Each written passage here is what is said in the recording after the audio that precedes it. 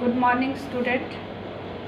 आज हम कक्षा 7 में पाठ 6 सुनहरा मुर्गा, काला बंदर और लाल अमरूद का पेड़ लेसन 6 जो है पढ़ेंगे। आप बच्चों ने इस पाठ को पढ़ना है और इसके क्वेश्चन आंसर फाइंड करने हैं जो मैं अभी आपको बता रही हूँ इस लेसन के बारे में। ये 3 लोगों की कहानी है। सुनहरा मुर्गा, काला बंदर और लाल अमरूद एक पेड़ है जो उसकी कहानी है, जो कि पहले एक साथ रहा करते थे और बाद में किसी कारणवश गलतफहमी के कारण उनमें दरार आ गई और उनका विनाश का कारण बनी। इसी मेन जो मुद्दा है कि एकता हमें जो बताई गई है कि पाठ के अंदर कि एकता से रहना ही बुद्धिमानी है। अगर हम एकता गलत फहमी से अगर दोस्तों में दरार आ जाती है तो वो विनाश का कारण बन जाती है। मेन पार्ट यही है। आइए पढ़ते हैं। एक साथ रहना और योजनाबद्ध तरीके से एक दूसरे के सहयोग में काम करना बुद्धिमानी है। अविश्वास और गलतफहमियाँ दोस्ती में दरार डाल देती हैं। अगर हमें किसी पर अविश्वास हो जाता है या गलतफहमी हो जाती है तो हमें दरार आ जाती है। प्रस्तुत कहानी में लेखक ने बताया कि एकता जीवन की शक्ति है और अलगाव कमजोरी। अलगाव मतलब आपस में एक दूसरे के विषय में गलतफहमी होना अलगाव कहा गया जिसे। इसके विपरीत कठिन परिस्थितियों में धैर्य रखकर एक दूसरे को दोषी ठहराने और क्रोध करने से जीवन में विनाश हो सकता है।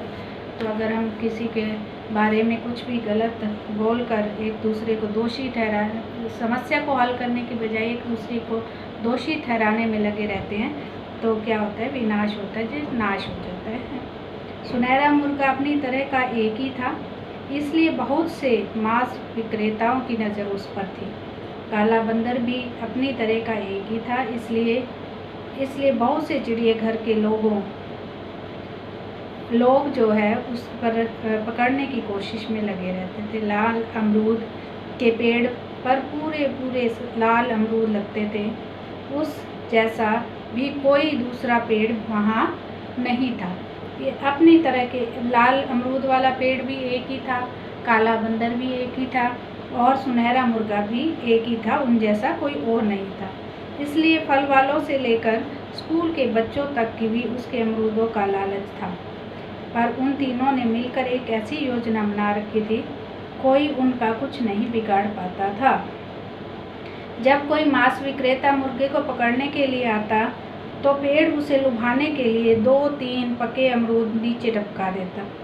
उन अमरूदों की खुशबू की ऐसी थी कि मांस विक्रेता पहले अमरूद चखने में लग जाता और उस बीच बंदर एक कच्चे अमरूद तोड़कर इस तरह उसके सिर पर निशाना बनाता कि उसका होश भूल जाता। तो ये उनकी एक योजना थी। बंदर जो था उसको तो होश भूल जाता, मतलब इधर जैसे आप कोई भी चोट लगे तो हम एकदम से इधर उधर हो जाते हैं तो हमारे जो होश हैं वो गुल हो जाते हैं। आखिर जब वह ऊपर की तरफ देखता तो बंदर मुर्गे को पीठ पर बिठाए मुंह बिचकाता। जब पेड़ वो देखता ऊपर तो बंदर फट से मुर्गे को ऊपर उठा लेता और फिर उनके सामने मुंह बिचकाना मतलब मुंह को टेढ़ा मेढ़ा करता नजर आता। वह हार कर वहाँ से चलने लगता तो उसे पता चलता कि उसका थैला भी गायब है। थैला औजारों समेत पेड़ की सबसे ऊंची शाखाओं पर लटक रहा होता और साथ में पेड़ साएं साएं करता उसकी हालत का मजा ले रहा होता। जब चिड़ियाघर के लोग बंदर को घेरने के लिए आते तो तब पेड़ उसे अपने पत्तियों और शाखाओं में छिपा लेता। किसी की भी उस पर नज़र ना पड़ती। नीचे मुर्गा जोर जोर से पंख फड़फड़ाकर इतनी धूल उड़ा देता कि उसके लिए वहाँ खड़े होकर सांस लेना मुश्किल हो जाता। आखिर वे वहाँ से हटने लगते तो पेड़ अपने सबसे पिलपिले अमरूद नीचे टपका कर उसे फिसला देता। वे किसी तरह गिरते पड़ते वहाँ से लौटते तो उन्हें पता चलता कि उनका बंदर पकड़ने का जाल मुर्गे की चोंच में है और मुर्गा पेड़ की सबसे ऊंची टहनी पर बैठा है। थोड़ी दूर जाने के बाद उन्हें पीछे से मुर्गे की बांग सुनाई देती, कुकड़ू कू। लगता जैसे मुर्गा उनका मजाक उड़ा रहा है। इसी तरह जब फल वाले या स्कूल के बच्चे पेड़ के अमरूद तोड़ने के लिए आते तो तब पहले उसका सामना बंदर से होता। तो बंदर क्या करता? बंदर इस तरह उसके इर्द गिर्द चक्कर काटता और उन्हें डराता धमकाता कि उसका पेड़ से नज़दीक जाने का हौसला ही ना पड़ता। अगर उन दोनों के पास अपना कोई खाने पीने का सामान होता तो उसे भी वह चट कर जाता मतलब पूरा खा जाता। तो ये तो उन्होंने योजना बनाई हुई थी। अगर वो मुर्गे को पकड़ने के लिए कोई आता तो बंदर जो है उसको ऊपर उठा ले जाता। पहले तो पेड़ अमरूद गिराता और फिर उस बंदर जो है उस मुर्गे को ऊपर उठा ले जाता। अगर बंदर को कोई पकड़ने के लिए आता तो पेड़ और उसके मुर्गा सहायता करता। और इसी तरह पेड़ पर से जब कोई अमरूद तोड़ने आता तो वो ये बंदर पहले क्या करता? उसे धमकाता और उसके इर्द गिर्द घूमता और मुर्गा क्या करता? और इतनी सारी धूल उड़ा देता था ताकि वह लोग वहाँ पर खड़े ना हो सके और उनका जो सामान होता खाने पीने का वो भी उसे चट कर जाता, खा जाता।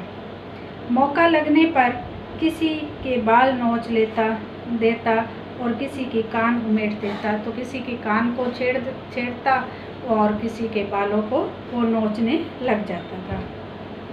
मुर्गे की चोंच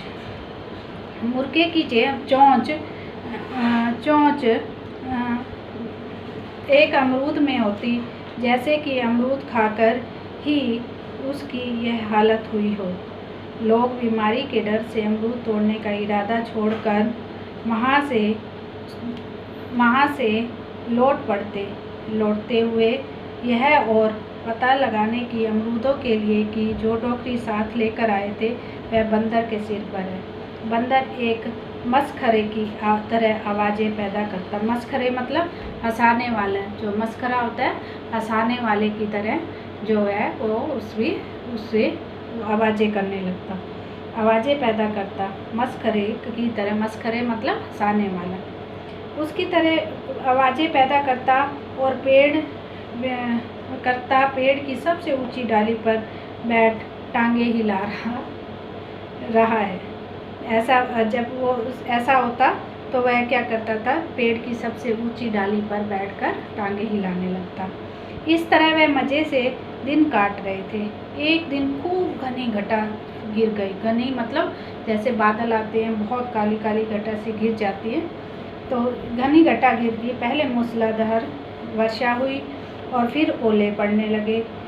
अब उन तीनों ने साथ मिलकर अपना बचाव करने की योजना बनाई।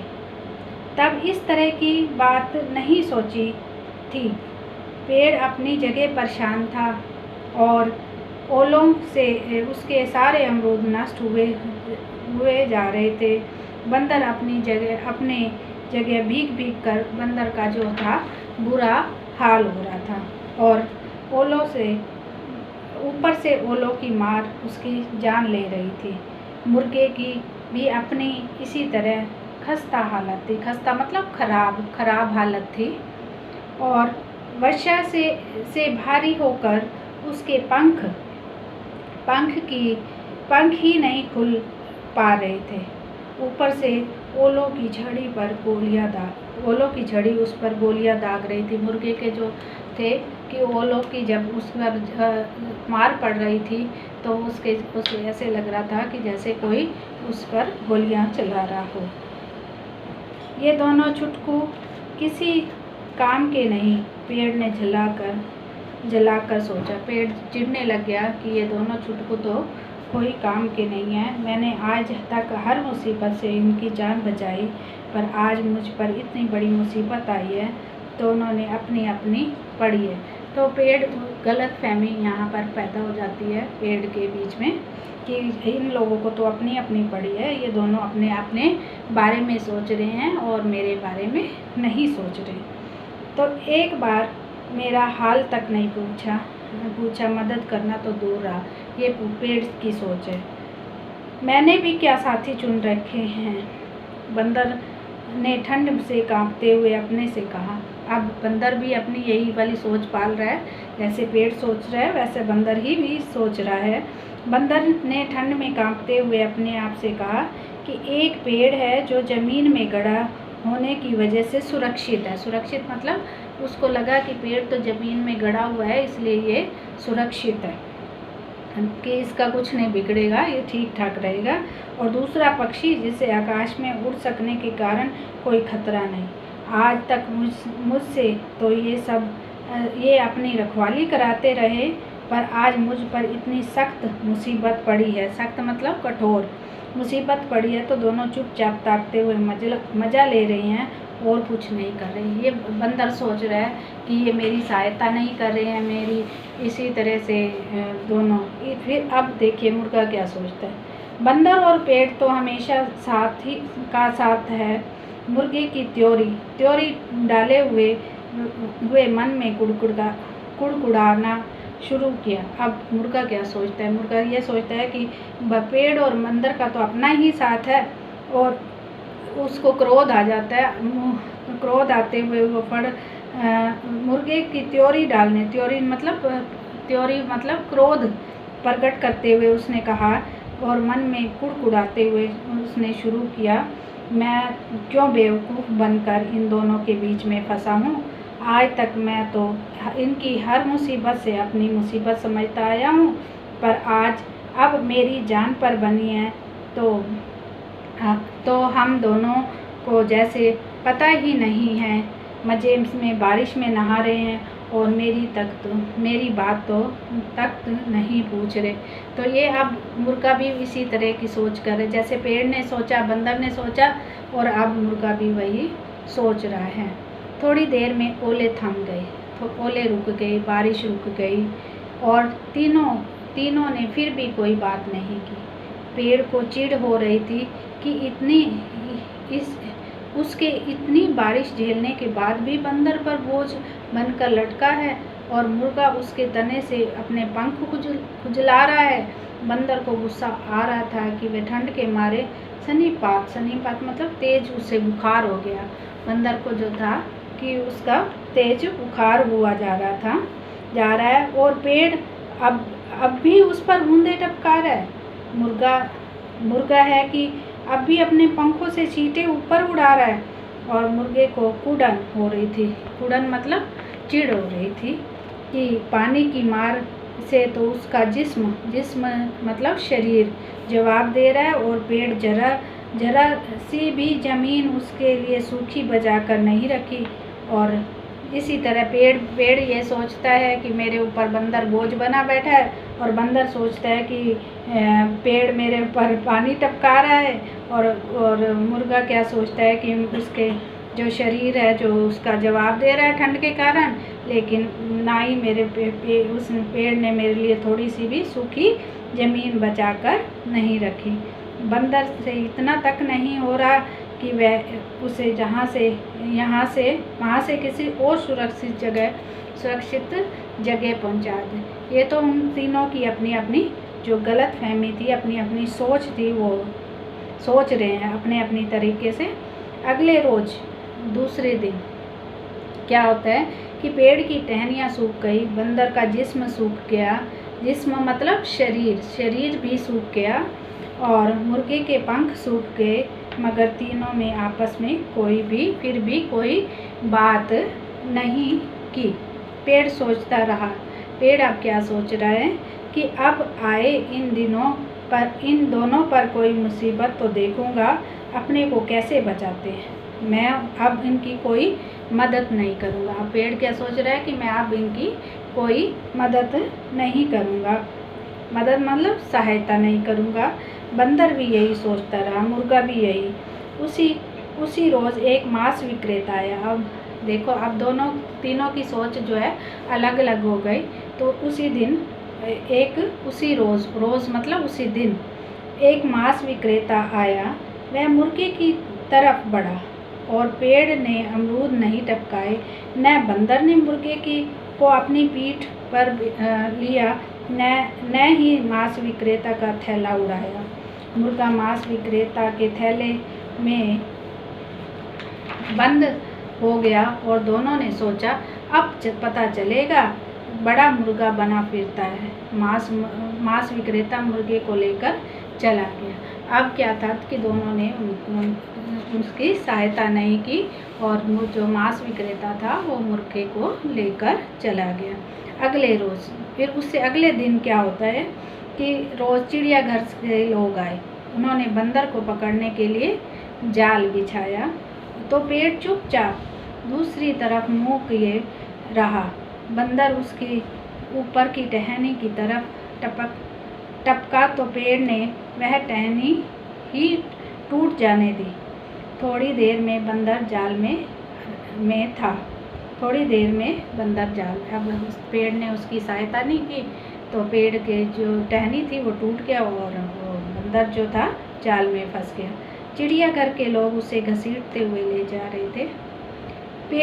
पेड़ ने उसकी यह हालत देखी और मुस्कुरा दिया। वो अब हंसने लग गया।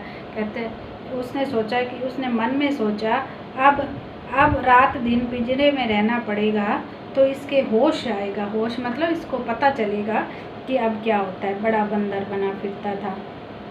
अगले दिन क्या होता है? अगले रोज़ बहुत से लोगों ने पेड़ को घेर लिया। पेड़ में सहम कर देखा कि उसके पत्थरों और डंडों का कोई जवाब उसके पास नहीं था और ताड़ थोड़ी ही देर तक सारे अमरूद झाड़ दिए गए। अगले रोज़ क्या होता है? तो पहले दिन तो क्या हुआ कि मुर्गे को मांस विक्रेता पकड़ कर ले जाता है और दूसरे दिन क्या होता है कि चिड़ियाघर के लोग बंदर को पकड़ कर ले जाते हैं और तीसरे दिन क्या होता है कि जो बच्चे और ये अमरूद वाले या व्यापारी जो लोग भी आसपास के लोग जो है पेड़ के ऊपर से अमरूद तोड़ने के लिए आ जाते हैं और उस पर कोई डंडे मारता है, कोई पत्थर मारता है और इसी तरह से सारा उसके पेड़ अमरूद झाड़ लिए जाते हैं। फिर किसी ने कहा कि यह पुराना पेड़ है, इसे काट कर इसकी लकड़ी जलाने के लिए काम लानी चाहिए। एक आदमी के पास कुल्हाड़ी थी, बस उसकी तरह उस समय पेड़ की जड़ पर कुल्हाड़ी चलने लगी और थोड़ी देर में अमरूद की टोकरियों से भर कर जा रहे थे और पेड़ की लकड़ियां लोगों के कंधों पर लद कर। तो एक गिलहरी वहीं रहती थी। आप देखिए क्या होता है, एक गिलहरी वहाँ रहती थी। आप देखिए, आपने क्या देखा इस पार्ट में कि जब एकता में रहते थे, तीनों लोग मिलजुल कर रहते थे तो उनका कोई भी कुछ नहीं बिगाड़ सका। लेकिन जब उनमें आपस में फूट पड़ गई, दरार पड़ गई तो क्या हुआ? तीनों का विनाश हो गया। तीनों अपने अपने तरीके से नाश हो गए। एक गिलहरी वहीं रहती थी। मुर्गे, बंदर और पेड़ की आपसी योजना और एकता पर वह चकित हुआ करती थी। उसे हैरानी होती थी कि कैसे ये तीनों लोग कितने मिलजुल कर रहते हैं करती थी। उसने मुर्गे और बंदर के बाद पेड़ की इस हालत को जाते देखा तो लंबी उसास मतलब एक लंबी सांस लेती है और उससे के साथ मन में बोली जा रहा है, यह भी लोगों का चूल्हा जलाने बड़े दोस्त बने फिरते थे। तो ये तो हमारा पाठ था। इस पाठ से हमने क्या सीखा? हमने यही सीखा कि हमें एकता में सबसे बड़ी शक्ति है। हमें एकता के साथ रहना चाहिए और अगर कोई भी गलत फहमी हो जाती है आपस में दोस्तों में तो हमें उसको आपस में बातचीत करके मिटा देना चाहिए। ये नहीं है कि अपने मन में भेदभाव रखते रहें और जिससे क्या बड़ा नुकसान होता है। ये पाठ आपने पढ़ना है और इसके क्वेश्चन आंसर ढूंढने हैं। आज का काम इतना ही है आपका।